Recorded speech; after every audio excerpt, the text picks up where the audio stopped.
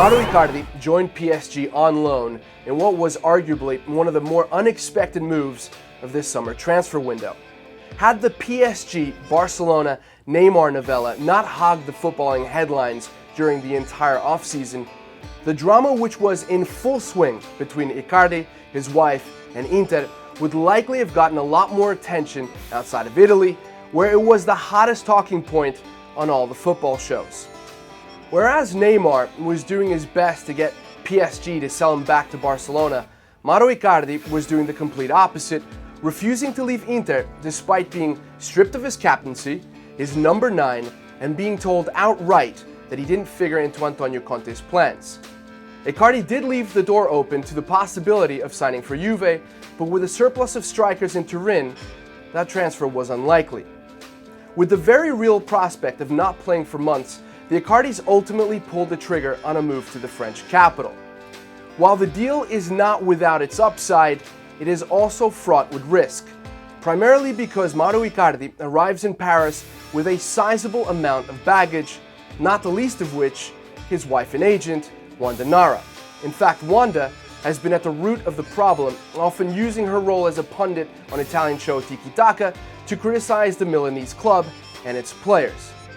That being said, just because the Icardis' relationship with Inter reached a breaking point doesn't mean that the same will occur at PSG.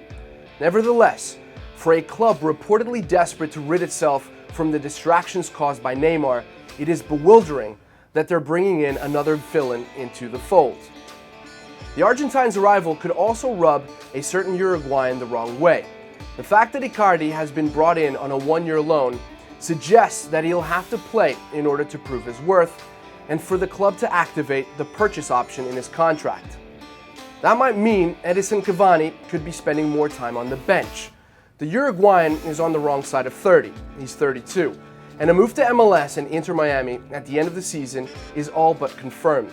Still, I think it's fair to say that he did not expect to be sidelined. Although, that might not actually happen. Cavani is still a lethal striker, among the best on the planet. I can already see the Wanda isn't happy headlines. Of course, there is an upside.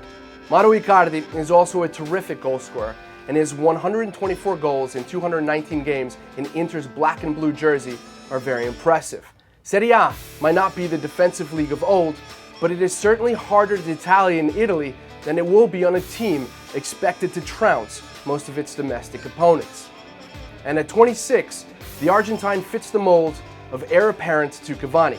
If Icardi is afforded the opportunity to prove his worth, PSG have a number 9 for the next few years. Additionally, if the striker does replicate his Inter numbers in the French league, the reported $70 million price tag will seem like an absolute bargain in a market where defenders have recently moved for similar prices. There is little doubt PSG is taking a gamble on the move. However, it's worth remembering that the club has a return to sender option if things go poorly. If the risk pays off though, it will have been a shrewd market move from the reigning French champions. Stay up to date on all things Icardi and Ligue 1 by logging on to beINsports.com.